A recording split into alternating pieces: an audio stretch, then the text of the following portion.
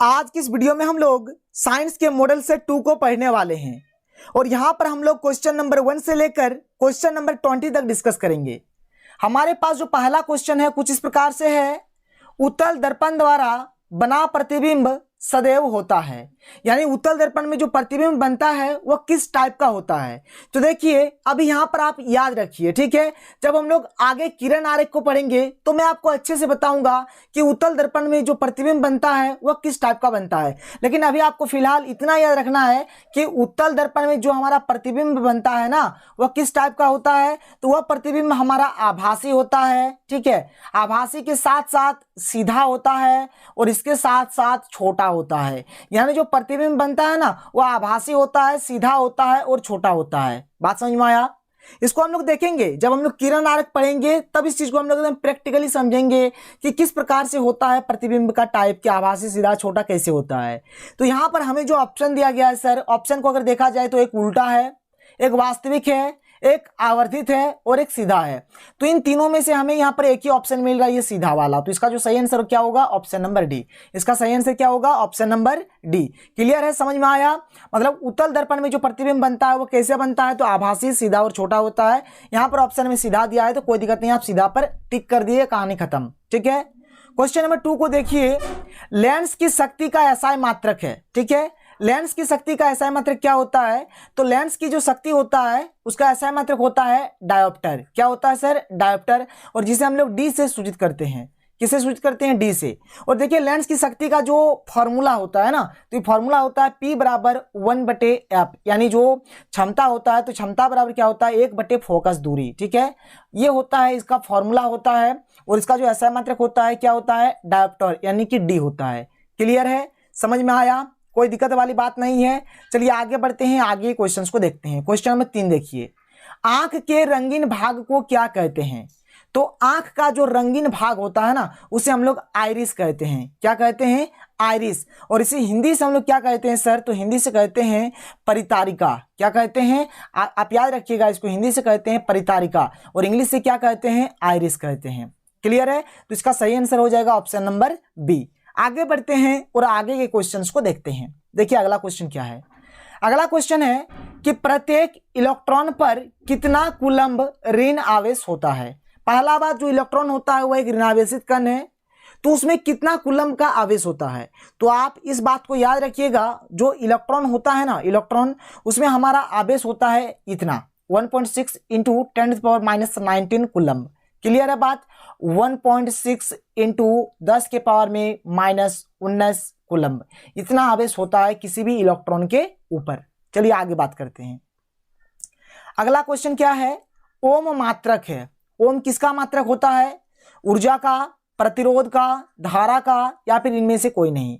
तो बच्चों ओम जो होता है ना यह प्रतिरोध का मात्रक होता है। ओम किसका मात्रक होता है, प्रतिरोध का। और ओम को हम लोग कुछ इस प्रकार से लिखते हैं ऐसे, या फिर आप इसको OHM भी बोल सकते हैं। क्लियर है, तो आप ऐसे लिखिए या फिर ऐसे लिखिए। ये किसका ऐसा मात्रक होता है, प्रतिरोध का। और प्रतिरोध को हम लोग R से सूचित करते हैं। प्रतिरोध को किससे सूचित किया जाता है, R से।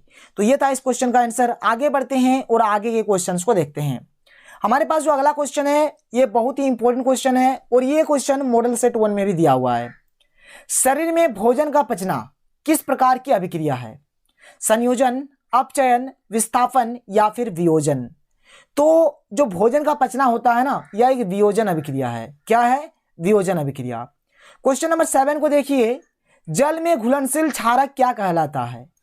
तो जल में घुलनशील जो क्षारक होता है ना उसे हम लोग कहते हैं अल्कली। क्या कहते हैं, अल्कली। और जिसे हिंदी से हम लोग क्या कहते हैं सर, क्षार कहते हैं। तो जल में घुलनशील क्षारक को क्या कहते हैं, क्षार कहते हैं। इंग्लिश से क्या कहते हैं, अल्कली कहते हैं।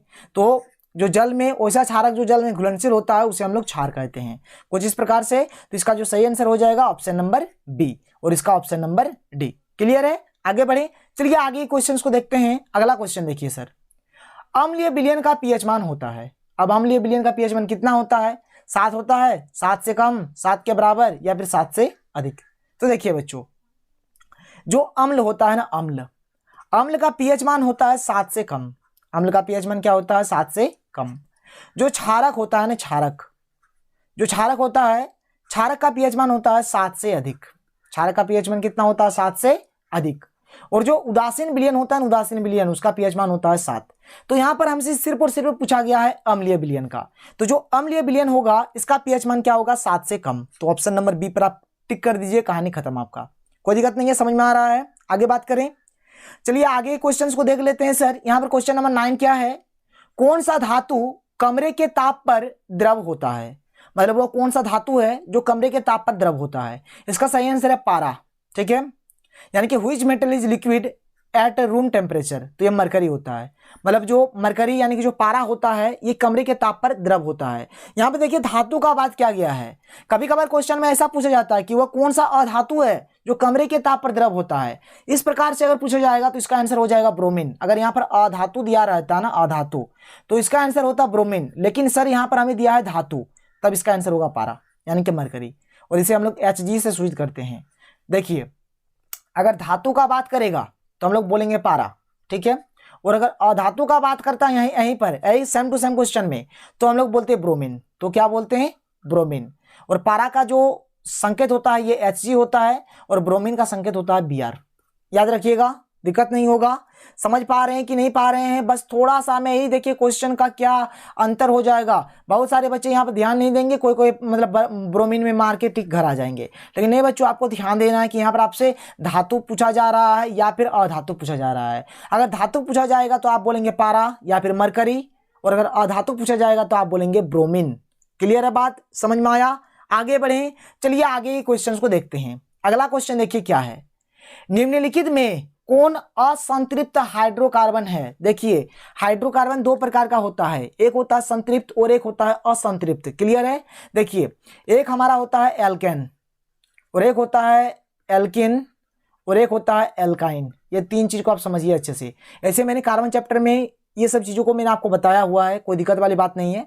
ये जो एल्केन होता है ना, एल्केन, यही हमारा होता है संतृप्त। ये क्या होता है, संतृप्त। और ये दोनों हमारा क्या होता है, असंतृप्त होता है, असंतृप्त। देखिए मैंने आपको ट्रिक बताया था, एल्केन को आप याद रखिएगा डबल प्लस 2, मतलब डबल करके आप 2 जोड़ दीजिए। एल्किन को याद रखना है डबल, और एल्काइन को याद रखना है डबल करके 2 कम कर देना है। क्लियर है। तो अगर आप यहाँ पर देखेंगे, देखिए यहाँ पर 2 है, यहाँ पर 4 है, तो 2 का डबल ही तो 4 होता है। डबल वाला है तो डबल वाला मतलब क्या, एल्किन में, और एल्किन क्या होता है, असंतृप्त होता है। तो यही हमारा क्या है, यह एक असंतृप्त हाइड्रोकार्बन है। ये असंतृप्त नहीं है, क्यों नहीं है देख लीजिए, यहाँ पर 4 है, यहाँ पर 10 है, तो 4 का डबल कितना होता है, 4 का डबल होता है 8, और 8 में जब आप 2 जोड़ेंगे तभी आपको 10 मिलेगा, तो जबकि यहाँ पर 10 है, मतलब डबल से 2 ज्यादा नहीं। ये एल्केन का ग्रुप है, ये तो संतृप्त होगा, ये तो असंतृप्त नहीं होगा, ये संतृप्त है। ये क्या है, संतृप्त यानी कि सेचुरेटेड है। CH4 यहाँ पर भी ये संतृप्त है, क्योंकि देखिए यहाँ पर C की संख्या 1 है, एक का डबल होता है 2, और 2 में जब 2 जोड़ेंगे तभी हमें यहाँ पर मिलेगा 4। क्लियर, 4 है। यहाँ पर भी सेम फंडा है, 6 का डबल कितना होता है, 6 का डबल होता है 12, और 12 में जब 2 जोड़ेंगे तभी होगा 14, यानी कि ये सब इसी में आएगा। मतलब यहाँ पर एक C2H4 रही है जो हमारा क्या, एक असंतृप्त है।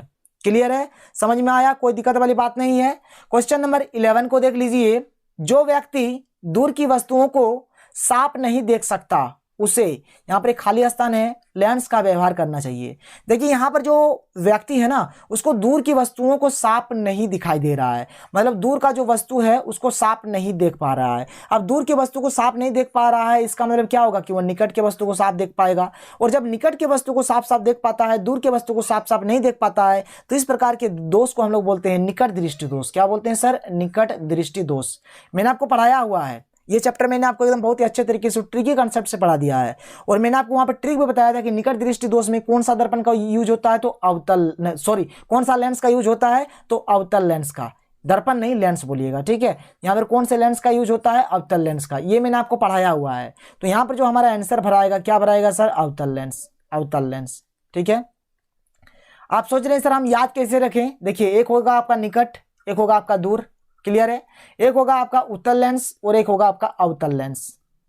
अब देखिए इसमें 1 ठो 2 ठो 3 ठो 3 शब्द है, इसमें 3 शब्द है, इसमें 1 ठो 2 ठो 2 शब्द है। क्लियर है, उसी प्रकार से इसमें 1 2 3 शब्द है, और इसमें 1 2 3 4 शब्द है। क्लियर है बात। तो देखिए इसमें जिसमें कम शब्द है वह कम वाला के साथ, यानी इसमें कम है दर्पण वाला इसमें दूर में कम है और यहाँ पर उत्तल में कम है, तो इन दोनों का कॉम्बिनेशन एक बन रहा है। इसमें ज़्यादा शब्द है, इसमें ज़्यादा शब्द है, तो इन दोनों का एक कॉम्बिनेशन बन रहा है। यानी जब निकट दृष्टि दोष का बात होगा तो अवतल लेंस का यूज करेंगे और जब दूर दृष्टि दोष का बात होगा तो उत्तल लेंस का यूज करेंगे। तो ये एक सिंपल सा एक ट्रिक है, आप इससे समझ सकते हैं। आप कभी भी कंफ्यूजन नहीं होंगे कि क्या हमें करना है, क्या लिखना है, क्या नहीं। तो इस चीज़ को आप एकदम अच्छे तरीके से समझ सकते हैं। तो जो मैंने यहाँ पर आपको ट्रिकी कंसेप्ट से बता दिया, क्लियर है। आगे बढ़े, चलिए आगे क्वेश्चन को देखते हैं। चलिए अगला क्वेश्चन देखिए, चालक में बहने वाली धारा, यहाँ पर खाली स्थान है, के समानुपाती होती है। ये जो विद्युत धारा होती है ना, ये विभवांतर के समानुपाती होता है। जैसे ओम का नियम तो हम लोग पढ़े हुए हैं, ओम का नियम ही है, कुछ नहीं है बल्कि ये ओम का नियम है। इसमें क्या होता है, जो भी होता है वो आई के समानुपाती होता है,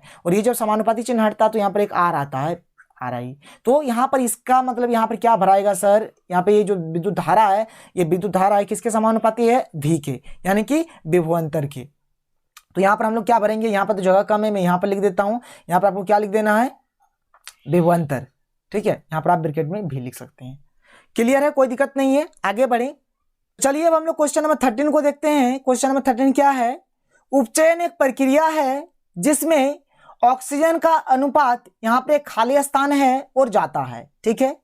तो देखिए, एक होता है हमारा उपचयन अभिक्रिया और एक होता है अपचयन अभिक्रिया। देखिए, और एक चीज अगर आप इस क्वेश्चन को ध्यान से देखेंगे ना, तो यहाँ पर हमको थोड़ा सा मिसप्रिंट लग रहा है। क्यों लग रहा है, देखिए, क्योंकि उपचयन का जो इंग्लिश होता है ये होता है ऑक्सीडेशन, ठीक है। उपचयन का इंग्लिश क्या होता है, ऑक्सीडेशन होता है, और अपचयन का इंग्लिश होता है रिडक्शन, ठीक है। अपचयन का इंग्लिश होता है रिडक्शन। जबकि यहाँ पर अगर आप देखेंगे, देखिए यहाँ पर ही रिडक्शन दे दिया है, जबकि उपचयन का इंग्लिश यहाँ पर क्या देना चाहिए, ऑक्सीडेशन देना चाहिए। तो यहाँ पर मुझे कुछ डाउट लग रहा है क्वेश्चन में, लेकिन जो कंसेप्ट है इस चीज को मैं आपको सिखा देता हूँ, आपको मैं समझा देता हूँ। क्लियर है, चाहे क्वेश्चन जैसे भी आए ना, आपको समझने से मतलब है ना कि आप समझिए कंसेप्ट क्या है आखिर में। यहाँ पर देखिए उपचयन है, यहाँ पर अपचयन है।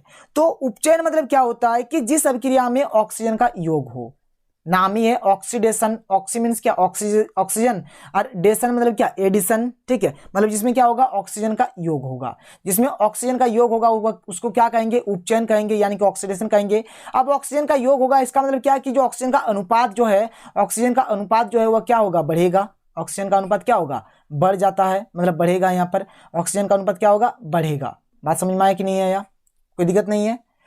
अपचयन में क्या होगा, यहाँ पर क्या होगा, ऑक्सीजन का ह्रास होता है, और जब ऑक्सीजन की ह्रास होगा, यहाँ पर ऑक्सीजन की जब कमी होगी, तब क्या होगा, जो O2 का जब अनुपात होगा ना, अनुपात क्या हो जाएगा, घट जाएगा, यानी कि घटेगा। बात समझ में आया कि नहीं। तो बस ये रहा कंसेप्ट। अब चाहे क्वेश्चन जिस तरह से है आपको उस तरह से बताना है, कोई दिक्कत वाली बात नहीं है।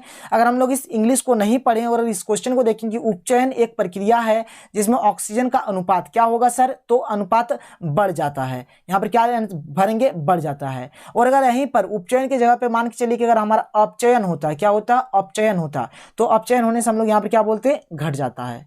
क्लियर है, बात समझ में आया, कोई दिक्कत नहीं होना चाहिए, ठीक है। चलिए आगे बढ़ते हैं और आगे क्वेश्चंस को देखते हैं। अगला क्वेश्चन देखिए, क्वेश्चन नंबर 14। क्वेश्चन नंबर 14 क्या कह रहा है कि आयनिक यौगिक के, यहाँ पर एक खाली स्थान है, गलनांक होते हैं। तो जो आयनिक यौगिक होते हैं ना, तो आयनिक यौगिक के जो गलनांक होते हैं ना, ये बहुत ही हाई होते हैं, यानी कि उच्च होते हैं। बात समझ में आया। और गलनांक को इंग्लिश से क्या बोलते हैं, मेल्टिंग पॉइंट। तो इसका जो मेल्टिंग पॉइंट होता है ना, ये हाई होता है। तो आयनिक यौगिक के उच्च गलनांक होते हैं। क्लियर, समझ में आया। तो यहाँ पर क्या भराएगा, उच्च भराएगा।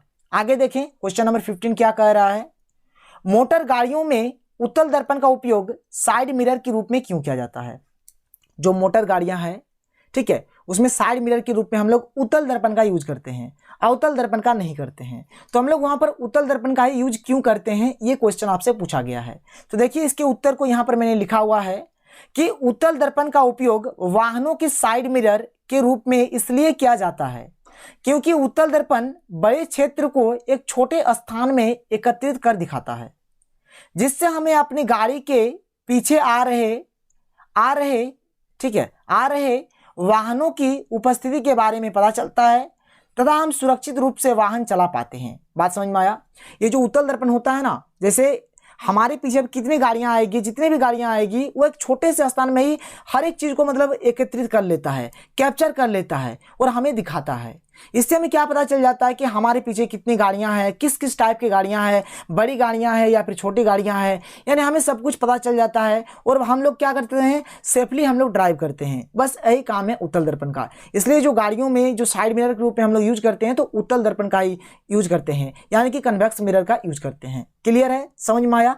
ये वाला नहीं लिखना है, ये है आपको नहीं लिखना है, बस आप इस डेफिनेशन को लिख लीजिए। सिंपल सा फंडा है, कोई दिक्कत वाली बात नहीं है। चलिए आगे बढ़ते हैं और आगे क्वेश्चंस को देखते हैं। अगला क्वेश्चन देखिए सर, क्या है क्वेश्चन कि संतुलित रासायनिक समीकरण क्या है, एक उदाहरण दीजिए। तो देखिए संतुलित रासायनिक समीकरण क्या होता है। तो संतुलित रासायनिक समीकरण क्या होता है कि ये जो तीर चिन्ह होता है, तीर चिन्ह, तो तीर चिन्ह की इस साइड में और इस साइड में अगर परमाणुओं की संख्या समान हो तो उसे ही हम लोग संतुलित रासायनिक समीकरण कहेंगे। क्लियर है बात? वही चीज लिखा गया है कि यदि तीर चिन्ह के दोनों तरफ तत्वों की परमाणु संख्या समान हो तो उसे संतुलित रासायनिक समीकरण कहते हैं। सिंपल सा फंडा है, कोई दिक्कत वाली बात नहीं है। कभी कभार पूछा जाता है कि जो ये रासायनिक समीकरण होता है उसे हम लोग संतुलित क्यों करते हैं। तो देखिए इसीलिए करते हैं ताकि वो द्रव्यमान संरक्षण के नियम का पालन कर सके। बात समझ में आया? तो द्रव्यमान संरक्षण के नियम का पालन करने के लिए हम लोग क्या करते हैं, किसी भी रासायनिक समीकरण को संतुलित करते हैं। यहाँ पर हमें एक एग्जाम्पल देना है, तो चलिए बच्चों की एग्जाम्पल दे देते हैं सुंदर सा। जैसे हमने यहाँ पर ले लिया एक एग्जाम्पल H2 + Cl2 से HCl। ये जो है ये हमारे पास एक असंतुलित है। ये क्या है? असंतुलित रासायनिक समीकरण है।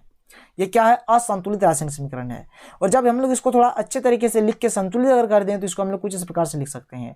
अब संतुलित क्या कैसे किया जाता है, मतलब किस प्रकार से किया जाता है, इस चीज का मैंने आपको ट्रिकी कंसेप्ट बता दिया है। अगर आपने नहीं देखा तो आप देख सकते हैं, मैंने बता दिया है, कोई दिक्कत वाली बात नहीं है। आप एकदम आप 5 सेकंड में किसी भी समीकरण को संतुलित कर देंगे, वैसा ट्रिक मैंने आपको बताया है। तो ये जो हमारा ये समीकरण जो मिल गया, ये हमारे क्या है, एक संतुलित रासायनिक समीकरण है। क्लियर है? ये क्वेश्चन का आंसर हो गया। चलिए आगे बढ़ते हैं और आगे के क्वेश्चंस को देखते हैं। अगला क्वेश्चन देखिए, नेत्र की समायोजन शक्ति से क्या तात्पर्य है। और ये जो समायोजन शक्ति है ना, इसे हम लोग असमंजन क्षमता भी कहते हैं। इसे क्या कहते हैं? असमंजन क्षमता भी कहते हैं। याद रखिएगा, बहुत सारे बच्चे कंफ्यूजन में आ जाते हैं। उसको असमंजन क्षमता का तो डेफिनेशन पता है, लेकिन उसे समायोजन शक्ति के बारे में पता नहीं है। तो दोनों का मतलब एक ही होता है। क्लियर है? बात करें उत्तर के, अभिनेत्र लेंस की वह क्षमता जिसके कारण वह अपनी फोकस दूरी को समायोजित करके निकट तथा दूरस्थ वस्तुओं को रेटिना पर फोकसित कर लेता है, उसे नेत्र की असमंजन क्षमता कहते हैं। असमंजन क्षमता मतलब क्या हो गया कि कोई भी वस्तु जो होगा तो उसका जो फोकस दूरी होगा उसको समायोजित करेगा। कहाँ पर? मतलब कोई वस्तु हमारे निकट में हो या फिर दूर में हो तो उसके फोकस दूरी को रेटिना पर जब हम लोग फोकसित कर देते हैं तो उसे ही हम लोग क्या कहते हैं? नेत्र की असमंजन क्षमता। क्लियर है? समझ में आया? चलिए आगे बढ़ते हैं और आगे क्वेश्चन को देखते हैं। अगला क्वेश्चन देखिए सर, क्या है कि जल की अनुपस्थिति में अम्ल का व्यवहार अम्लीय क्यों नहीं होता है। मतलब अगर जल उपस्थित नहीं रहेगा तो अम्ल का व्यवहार अम्लीय नहीं होगा। तो क्यों नहीं होगा? तो देखिए इसके उत्तर को कि जल की अनुपस्थिति में अम्ल से H+ आयन अलग नहीं होता है, अतः जल की अनुपस्थिति में अम्ल की व्यवहार अम्लीय नहीं होती है। क्लियर है बात? समझ में आया कि अगर जल की अनुपस्थिति रहेगा यानी जल उपस्थित नहीं रहेगा तो वहां से H+ आयन नहीं निकल पाता है, इसीलिए जल की अनुपस्थिति में अम्ल का व्यवहार अम्लीय नहीं होता है। अगला जो क्वेश्चन था क्या था कि ताजे दूध के pH का मान 6 होता है, दही बन जाने पर इसके pH के मान में क्या परिवर्तन होगा। अपना उत्तर समझाइए। यही क्वेश्चन है, आप देख सकते हैं कि ताजे दूध के pH का मान 6 होता है, दही बन जाने पर इसके pH मान में क्या परिवर्तन होगा। क्लियर है बच्चों? तो देखिए दूध है, उसका pH मान अभी कितना है? 6 है। और दही जब बन जाएगा तो वो क्या होगा? थोड़ा खट्टा हो जाता है। और मैंने आपको शुरू में ही बताया कि जो अम्ल होता है ना, अम्ल का pH मान कम होता है, 7 से कम होता है। तो जाहिर सी बात है जब दूध से दही बनेगा तो दही तो और खट्टा होता है, यानी इसका जो pH मान होगा वो क्या होगा? कम हो जाता है। वही चीज इसका आंसर होगा कि ताजे दूध से दही बन जाने पर इसका pH मान कम हो जाता है। तो ये रहा इसका आंसर। देखिए एक लाइन का उत्तर है, वो बहुत ही सिंपल सा उत्तर है। यहाँ पर मैं जितना भी आपको आंसर बता रहा हूँ ना, सब सिंपल ही है, कोई एक जरा भी ऐसा नहीं है कि हार्ड है। ठीक है, यहाँ पर मैंने वैसा कलेक्शन ही किया है ताकि एकदम हर एक चीज आपको बहुत ही अच्छे तरीके से समझ में आया। आगे बढ़े, चलिए आगे क्वेश्चन को देखते हैं। अगला क्वेश्चन देखिए सर, क्या है कि विद्युत हीटर का तापीय अवयव किस पदार्थ का बना होता है और क्यों। तो देखिए विद्युत हीटर का जो तापीय अवयव होता है वह नाइक्रोम धातु का बना हुआ होता है। अब नाइक्रोम धातु का ही क्यों बना हुआ होता है? काहे नहीं लोहा टीन ये सब का काहे नहीं लिया जाता है, काहे नहीं बनाया जाता है? तो देखिए नाइक्रोम का ही बनाते हैं क्योंकि इसमें उच्च गलनांक होता है। जो नाइक्रोम होता है उसमें उच्च गलनांक होता है, ये ऑक्सीकरण मुक्त होता है, इसमें उच्च प्रतिरोधकता होता है और ये अच्छा चालक है। क्लियर है? बस यही आपको उत्तर लिख देना है। आगे बढ़ते हैं, चलिए आगे एक क्वेश्चन के आंसर को देखते हैं।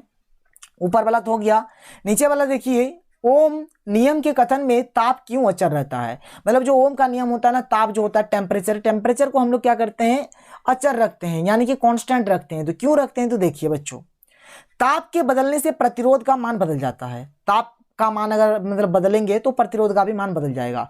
अब अगर प्रतिरोध का मान बदलेगा तो धारा का भी मान बदल जाएगा, क्योंकि हमारा डेफिनेशन क्या होता है कि V बराबर आर आई होता है। तो जैसे ही अगर हमारा आर का मान बदलेगा तो जाहिर सी बात है आई का भी मान बदल जाएगा। समझ में आया। ताप के बदलने से प्रतिरोध का मान बदल जाता है, जिससे यहाँ पे जिससे लिखिएगा, जिससे, ठीक है। यहाँ पर आपको क्या लिखना है, एक सेकंड में अच्छे से ही बता देता हूं आपको। ताप के बदलने से प्रतिरोध का मान बदल जाता है, जिससे, यहाँ पर आपको जिससे लिख देना है, जिससे, ठीक है। जिससे धारा का सही मान नहीं प्राप्त होता है, अर्थात एक साथ कई मान बदल जाते हैं। इसलिए ओम के नियम में ताप को अचर रखा जाता है। इसी कारण से जो ओम का नियम होता है उसमें ताप यानी कि टेम्परेचर को कांस्टेंट रखा जाता है। क्लियर है, कोई दिक्कत नहीं है, समझ में आया। अब चलिए 19 नंबर तक हो गया। अब लास्ट क्वेश्चन है क्वेश्चन नंबर 20। बहुत ही सिंपल है, कोई दिक्कत नहीं है। चलिए आगे बढ़ते हैं, आगे क्वेश्चन को देखते हैं। देखिए बहुत ही सिंपल है बच्चों। अब चलिए हम लोग देखते हैं क्वेश्चन नंबर 20। क्वेश्चन नंबर 20 हमसे क्या कहता है, क्वेश्चन नंबर 20 क्या है, देखिए, व्यंजक चूर्ण के दो महत्वपूर्ण उपयोग लिखिए। मतलब व्यंजक चूर्ण का आपको दो उपयोग लिखना है। तो चलिए मैं बताता हूं कि व्यंजक चूर्ण का क्या क्या उपयोग है। तो ये आप देख पा रही हैं, हमारा व्यंजक चूर्ण है। व्यंजक चूर्ण को इंग्लिश हम लोग ब्लीचिंग पाउडर भी कहते हैं, ठीक है। अब इसका उपयोग लिखना है तो देखिए यहाँ पर इतना सारा उपयोग लिखा हुआ है, आपको जो पसंद आए आप लिख सकते हैं, कोई दो लिखना है आपको।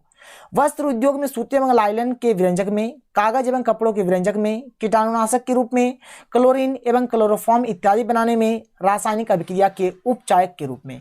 कोई भी आप दो को लिखिए, कहानी खत्म, कोई दिक्कत वाली बात नहीं है। चलिए आगे बढ़ते हैं। और जो अथवा दे के यहाँ पर और एक क्वेश्चन है ना, यहाँ पर ये क्वेश्चन, इस क्वेश्चन को देख लेते हैं। यहाँ पर एक अथवा दे के नीचे ये क्वेश्चन है ना, ये क्वेश्चन, इस क्वेश्चन को देख लेते हैं। क्या है क्वेश्चन कि निम्नलिखित अम्ल के प्राकृतिक स्रोत लिखिए। मतलब मिथेनोइक अम्ल है और एक टार्टरिक अम्ल है। देखिए पहले मैं आपको टार्टरिक अम्ल का बता देता हूं, बहुत ही सिंपल तरीके से और ट्रिक से बता देता हूं। देखिए जैसे कि इमली जो हो गया, इमली आप जानते हैं, शायद आपका मुंह में पानी आ गया नाम सुने तो इमली का मुंह में, इमली का नाम जैसे ही सुनते हैं हम लोग तो मुंह में पानी आ जाता है, यानी कि मुंह में लार आ जाता है। तो लार से आप याद रख सकते हैं टार, लार से आप क्या याद रख सकते हैं, टार। तो टार से हो गया आपका टार्टरिक अम्ल, कहानी खत्म। इसका सही आंसर क्या हो जाएगा, टार्टरिक अम्ल का जो प्राकृतिक स्रोत है क्या है, इमली है। आप लार याद रखिए ना, जैसे हम लोग इमली का नाम सुनते हैं तो मुंह में लार आ जाता है, लार से आप याद रखिए टार, और टार यानी क्या, टार्टरिक अम्ल, और टार्टरिक अम्ल का मुख्य स्रोत क्या हो गया, इमली हो गया। अब यहाँ पर एक है मिथेनोइक अम्ल। तो मिथेनोइक अम्ल का जो स्रोत है ये हो गया चींटी का डंक। चींटी आपको काटा है ना कभी, चींटी का डंक, ठीक है, चींटी का डंक। तो जो चींटी का डंक होता है उसमें मिथेनोइक अम्ल पाया जाता है। क्लियर है। तो आज की इस वीडियो में हम लोगों ने क्वेश्चन नंबर 1 से लेकर क्वेश्चन नंबर 20 तक डिस्कस किया। अब हमारा जो अगला लेक्चर आएगा वहां पर हम लोग इसके अलावा जो भी क्वेश्चंस बच जाते हैं एक एक करके सारे क्वेश्चंस को देखेंगे। तो अगर वीडियो पसंद आया तो वीडियो को लाइक कर दें, और अगर आपने अभी तक हमारे चैनल को सब्सक्राइब नहीं किया तो सब्सक्राइब करके बेल का आइकन को प्रेस कर लें, ताकि आपको हर वीडियो की नोटिफिकेशन सबसे पहले प्राप्त हो सके। तो मिलते हैं अगले वीडियो में। Thank you.